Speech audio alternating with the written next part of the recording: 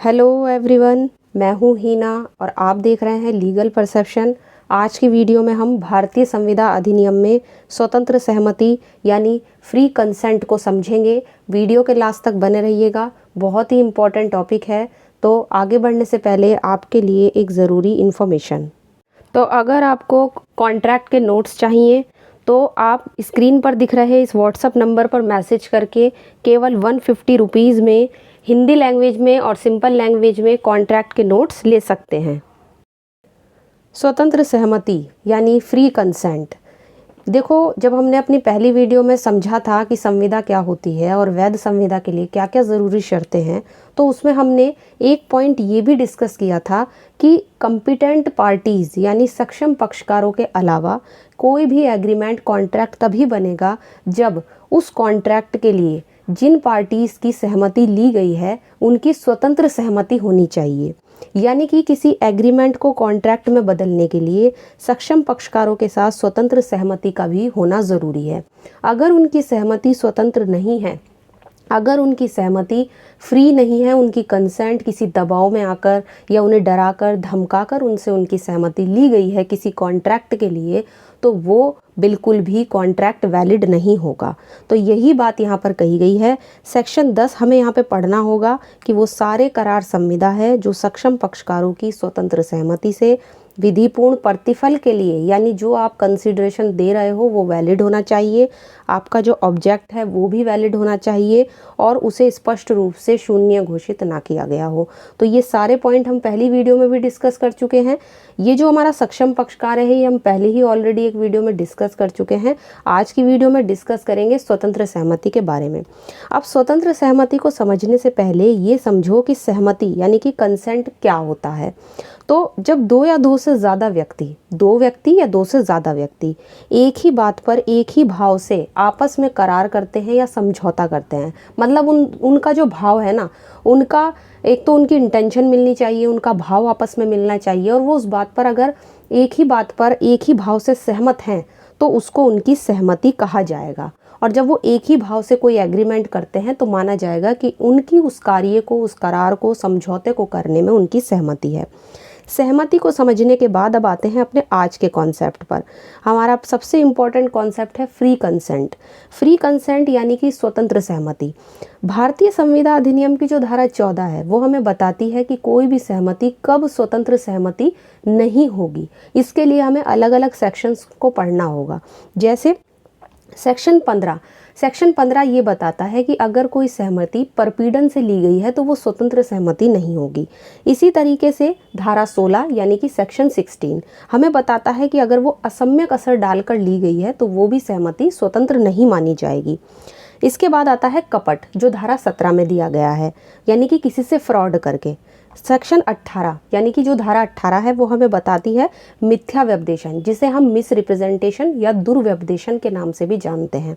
अगर ऐसे में भी किसी से कोई सहमति ली गई है दुर्व्यपदेशन डालकर तो वो भी आपका फ्री कंसेंट या स्वतंत्र सहमति नहीं होगी। और सबसे बाद में बताया गया है धारा 20 में भूल के बारे में। मिस्टेक अगर किसी से कोई हो जाती है किसी कॉन्ट्रैक्ट को सहमति देने में तो वो भी आपकी स्वतंत्र सहमति नहीं होगी। अब हम इन सारे पॉइंट को एक एक करके डिस्कस करेंगे कि कब प्रपीड़न माना जाएगा, कब कपट माना जाएगा और कब भूल, मिस्टेक, असम्यक असर, ये सारे पॉइंट। तो सबसे पहले हम डिस्कस करेंगे प्रपीड़न। प्रपीड़न यानी कि कोअर्शन को। कोअर्शन की अगर बात करें तो प्रपीड़न का मतलब क्या होता है, तो इसका मतलब ये है कि आईपीसी में जो भी एक्ट मना किए गए हैं उसको करने के लिए अगर किसी ने आपको धमकाया है और धमकाकर आपसे कोई कॉन्ट्रैक्ट करा लिया है, धमका लिया। अब जैसे फॉर एग्जांपल मान लो कोई भी ऐसा अपराध ले लो जो आईपीसी में अपराध है। फॉर एग्जांपल आपराधिक अभितरास है ना। आपराधिक अभितरास क्या है, आईपीसी में एक अपराध है। अब कोई आप पर आपराधिक अभितरास करके आपको आपका घर जलाने की धमकी देकर या कोई ऐसा ही अपराध करने की धमकी देकर आपसे कोई कॉन्ट्रैक्ट करा लेता है और आपसे उस कॉन्ट्रैक्ट के लिए सहमति ले लेता है, तो आप जब उसके लिए सहमति दोगे तो वो कॉन्ट्रैक्ट के लिए जो आपने सहमति दी है वो वैलिड कॉन्ट्रैक्ट के लिए मान्य नहीं होगी, क्योंकि आप पर परपीड़न डालकर, आपके साथ उत्पीड़न करके वो सहमति ली गई है।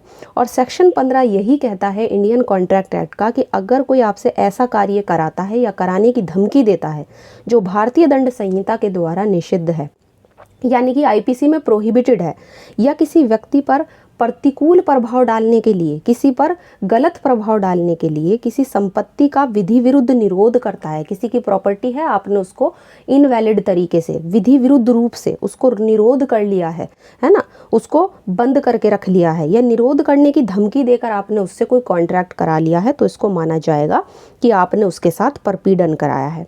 और जब आपसे इस तरीके से सहमति ले ली जाती है परपीड़न करके, तो वो वैलिड कॉन्ट्रैक्ट में नहीं आएगा। अब यहाँ पर इससे रिलेटेड एक इम्पॉर्टेंट केस लॉ देखेंगे। केस का नाम क्या है? केस का नाम है रंग नायकम्मा वर्सेस अलवर चिट्टी।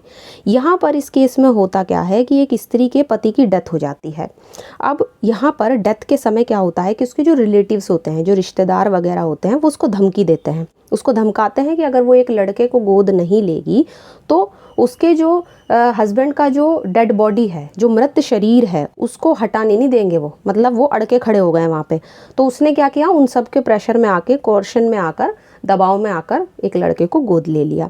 अब कोर्ट में जब ये मामला पहुंच गया तो कोर्ट ने कहा ये जो इसने लड़के को गोद लिया है, ये एक तरीके से प्रपीड़न के कारण गोद लिया है, उसे एक तरीके से प्रेशराइज किया गया था, इसलिए ये जो गोदनामा है ये वैलिड नहीं है, ठीक। और ये एक तरीके से कोर्शन था, ये कोर्ट ने माना। तो ये बहुत ही इम्पॉर्टेंट केस लॉ है आपका परपीड़न के लिहाज से।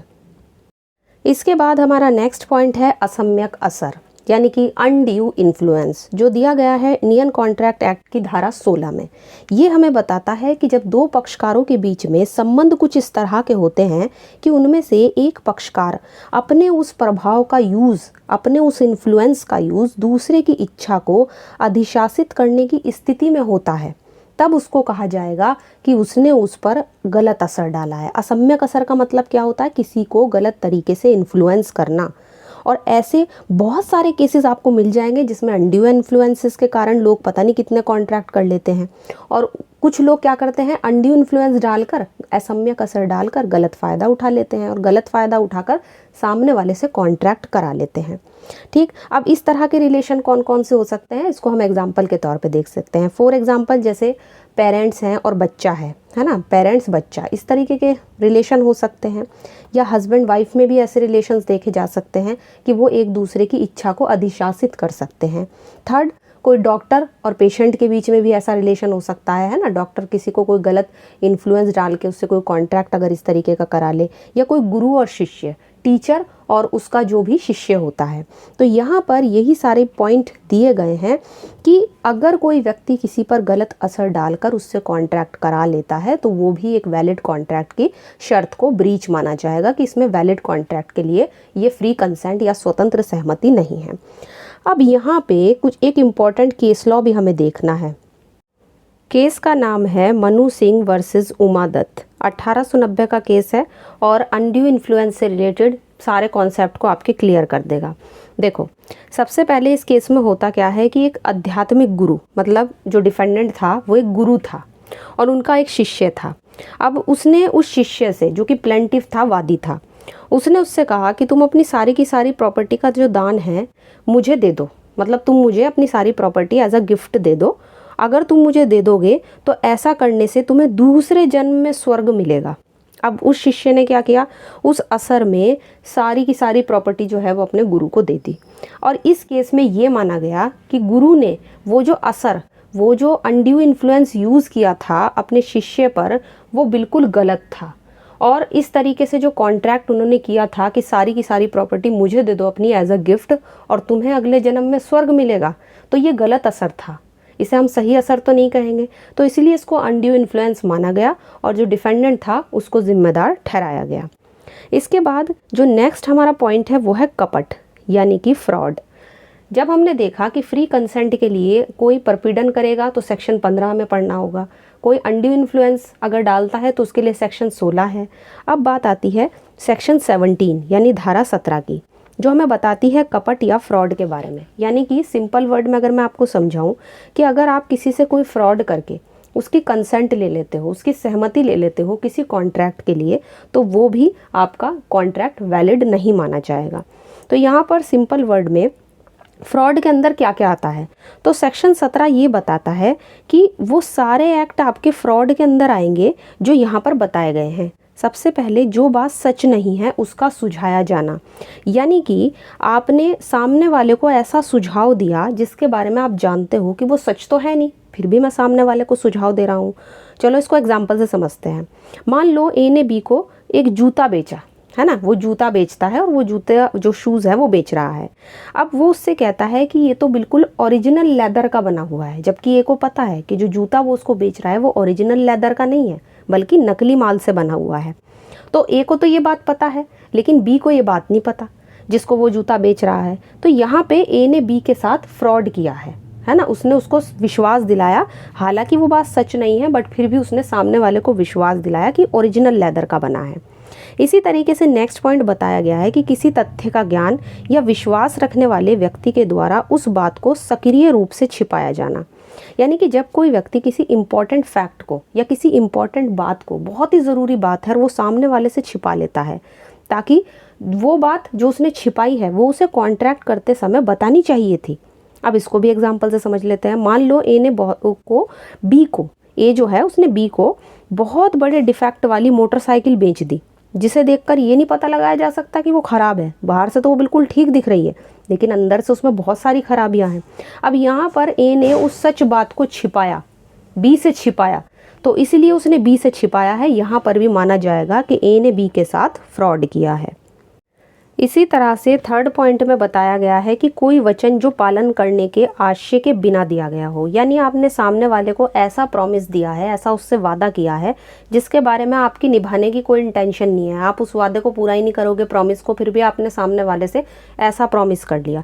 फॉर एग्जाम्पल ए बी से पैसे ये कहकर उधार ले लेता है कि किसी फिक्स डेट पर वो उसके पैसे वापस कर देगा। अब ए का तो पैसे वापस करने का कोई इरादा ही नहीं है, तो यहाँ पे क्या हुआ, ए ने बी के साथ फ्रॉड किया है।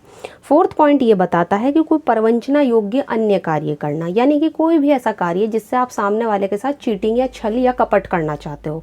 यहाँ पे कुछ एग्जाम्पल देने वाली बात है नहीं, बस कोई भी अगर ऐसा एक्ट करता है जो सामने वाले से धोखा करने के आशय से वो कर रहा है तो वो भी आपका फ्रॉड में आएगा।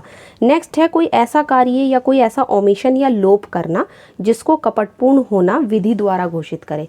तो कोई भी ऐसा एक्ट जिसे लॉ ने ही कपटपूर्ण या फ्रॉडली घोषित किया है कि कोर्ट ये मानता है कि अगर कोई किसी के साथ ये एक्ट करेगा तो ये फ्रॉड माना जाएगा। तो अगर उसे कोर्ट ने ही कपटपूर्ण होना घोषित किया है और उस एक्ट को कोई व्यक्ति करता है, सामने वाले को विश्वास दिलाता है, तो फिर वो भी फ्रॉड की ही कैटेगरी में आएगा। तो ये हो गया आपका सेक्शन 17 जो हमें किसके बारे में बताता है, फ्रॉड के बारे में बताता है। और अगर कोई कपट करके किसी के साथ कोई कॉन्ट्रैक्ट करेगा तो वो भी आपका वैलिड कॉन्ट्रैक्ट नहीं माना जाएगा। इसके बाद नेक्स्ट आता है हमारे सामने मिस रिप्रेजेंटेशन, यानी जिसे हम कहते हैं हिंदी में दुर्व्यपदेशन। ये दिया गया है धारा 18 भारतीय संविदा अधिनियम की।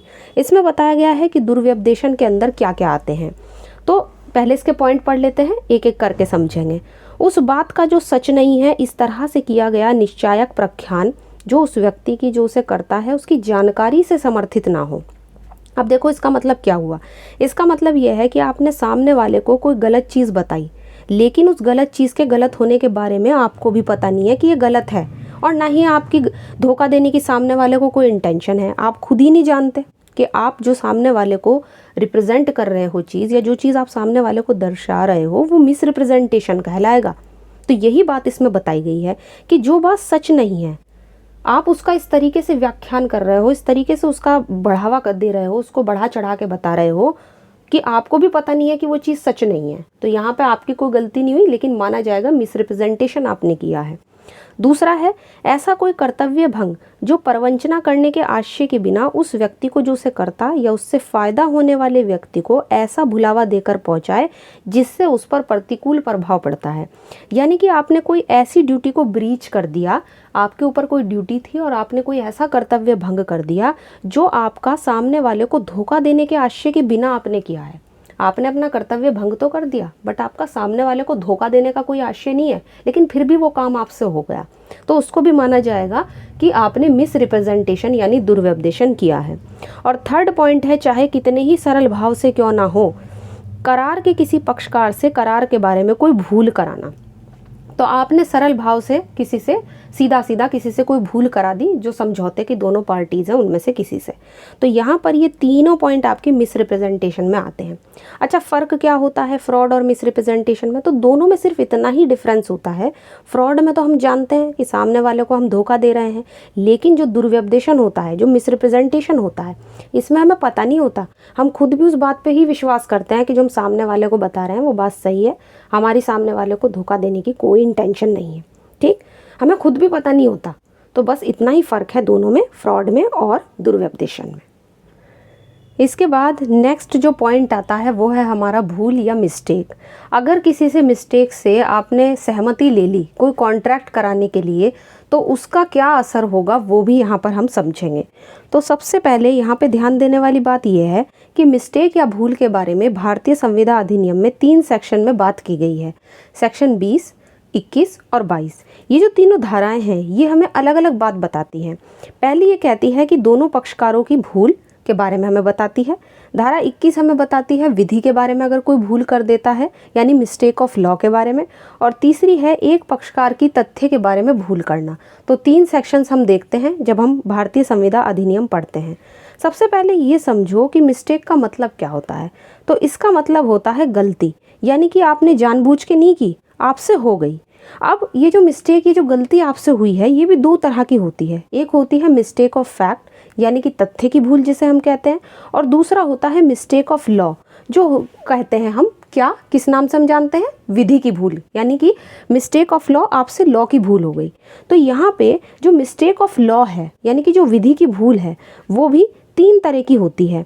एक होती है देश की सामान्य विधि के बारे में। आपके देश में कोई कानून चल रहा है, तो जो आपके देश में जो भी लॉस चल रहे हैं उनकी सामान्य विधि के बारे में अगर आपसे भूल हो जाती है तो इसका मतलब क्या होता है? तो इसका मतलब ये होगा, ये माना जाता है कि हर देश का जो भी निवासी है, मान लो हम इंडिया में रह रहे हैं तो हमें इंडिया के लॉ का तो पता ही होगा ना, इंडिया के लॉ के बारे में तो हमें पता होना चाहिए। तो सामान्य विधि के बारे में अब कोई व्यक्ति बाद में ये नहीं कह सकता कि मुझे तो पता ही नहीं था कि हमारे देश में ये कानून है ना। अब जैसे इंडिया में चोरी करना अपराध है, अब कोई व्यक्ति इंडिया में चोरी करता पकड़ा जाए, यहाँ का निवासी है और यहीं पे चोरी कर रहा है, तो वो ये नहीं कह सकता कि मुझे तो पता ही नहीं था कि चोरी करना भी एक अपराध है, क्योंकि वो इंडिया का निवासी है तो उसे पता होना चाहिए। दूसरी जो चीज़ है आपकी मिस्टेक ऑफ लॉ में, वो है विदेशी विधि के बारे में। जब कोई व्यक्ति भूल करता है उसे बोलते हैं हम mistake as to foreign law, मतलब फॉरेन लॉ, विदेश की कोई विधि है और उसके बारे में आप कोई गलती करते हो। तो इसका मतलब ये हुआ कि अगर आप किसी दूसरे देश के लॉ के बारे में कोई गलती करते हो, है ना, एक देश के निवासी के लिए अपने देश का कानून पता होना ज़रूरी है, लेकिन आपको हर देश का, उस देश का भी कानून पता हो जहाँ पर आप जा रहे हो, ये ज़रूरी नहीं है। और अगर आपसे कोई गलती हो भी जाए तो आप इस बात का जो है वहाँ पर ये एक्सक्यूज़ ले सकते हो, बहाना ले सकते हो कि हाँ इस देश में मैं नया हूँ और मुझे तो पता ही नहीं था कि ये चीज़ यहाँ पर क्राइम है। तो एक तरीके से ये हो सकता है आपको बचाव मिल जाए। और फॉरेन लॉ जो विदेशी विधि है, अगर कोई उसकी मिस्टेक हो जाए तो उस पर उसे मिस्टेक ऑफ फैक्ट ही माना जाएगा, और कॉन्ट्रैक्ट जो है, जो मिस्टेक ऑफ फैक्ट के बेसिस पर किया जाता है, वो वॉइड होता है। इसी तरीके से यहाँ पर भी वो कॉन्ट्रैक्ट वॉइड ही होगा, है ना, शून्य होगा। एक होता है मिस्टेक करना, वो भी प्राइवेट राइट के बारे में। तीसरा पॉइंट हम पढ़ रहे हैं व्यक्तिगत अधिकारों के बारे में भूल करना। तो अगर कोई व्यक्तिगत अधिकारों के बारे में भूल करेगा, कोई मिस्टेक करेगा जो किसी व्यक्ति के प्राइवेट राइट से संबंधित है, तो उसे भी हम मिस्टेक ऑफ फैक्ट मानकर ही वहाँ पर कॉन्ट्रैक्ट को वॉइड ही माना जाएगा। ठीक, अब यहाँ पर ये 3 पॉइंट हमने डिस्कस करे। पहला करा हमने सामान्य विधि वाला, दूसरा हमने करा विदेशी विधि के बारे में अगर कोई भूल करता है, और तीसरा हमने करा व्यक्तिगत अधिकार, किसी के कोई प्राइवेट राइट है तो प्राइवेट राइट के बारे में अगर कोई करता है मिस्टेक तो उसको भी मिस्टेक ऑफ फैक्ट ही माना जाएगा। ठीक, तो यहाँ पर यही बताया गया है कि मिस्टेक के बेसिस पर भी अगर कोई कॉन्ट्रैक्ट करेगा तो वो भी अगर इस तरीके से किसी की कंसेंट कोई लेगा तो उसको भी माना जाएगा कि वो फ्री कंसेंट नहीं है मिस्टेक के बारे में भी। यहाँ पर हम इस संबंध में एक केस लॉ देख लेते हैं। केस का नाम है क्रोटियर बनाम हेस्टाई, 1856 का काफ़ी पुराना केस है। इस मामले में होता क्या है कि ए जो है वो बी से, मतलब ए एक व्यक्ति है और बी दूसरा व्यक्ति है, वो उससे क्या करता है, एक खास माल बेचने का समझौता करता है कि तुम्हें ये माल बेचना है, और आपस में दोनों समझौता कर लेते हैं। जो एक पानी के जहाज़ के रास्ते इंग्लैंड से बम्बई आ रहा था। अब लेकिन बाद में पता चला कि कॉन्ट्रैक्ट के पालन से पहले ही मौसम ख़राब हो जाता है अब मौसम में खराबी हुई तो माल भी सारा का सारा खराब हो गया बारिश पड़ने से। तो उसी बीच एक बंदरगाह आता है रास्ते में, उसको बेच दिया जाता है उस माल को। यहाँ पर कोर्ट ने ये माना, जब ये मामला कोर्ट में गया, कि दोनों ही पार्टीज़ को इस बात का पता नहीं था, है ना, इस सत्य का पता नहीं था कि ये इस तरीके से माल खराब हो जाएगा रास्ते में। ठीक, तो इस तरह के ये जो एग्रीमेंट हुआ था दोनों के बीच में, या जो भी कॉन्ट्रैक्ट हुआ था, उसको यहाँ पर वॉइड मान लिया गया। तो यहाँ पर ये जो आपका केस लॉ है ये भूल से, मिस्टेक से रिलेटेड है, इसलिए हमने यहाँ पर इसको डिस्कस किया है। तो ये सारे पॉइंट जो आज हमने डिस्कस किए हैं ये आपके फ्री कंसेंट से रिलेटेड है, जो स्वतंत्र सहमति का कॉन्सेप्ट दिया गया है भारतीय संविदा अधिनियम में। तो आई होप आज की वीडियो आपको अच्छी लगी होगी। वीडियो अगर अच्छी लगी है तो इसको लाइक कर दीजिए, ज़्यादा से ज़्यादा शेयर कीजिए, और अगर चैनल पे नए हैं तो इसको सब्सक्राइब कर लीजिए। इसके अलावा आप चाहें तो हमें टेलीग्राम पे ज्वाइन कर सकते हैं, जहां पर आपको ढेर सारे नोट्स और PDF मिल जाएंगे। तो आज की वीडियो में इतना ही, मिलते हैं नेक्स्ट वीडियो में।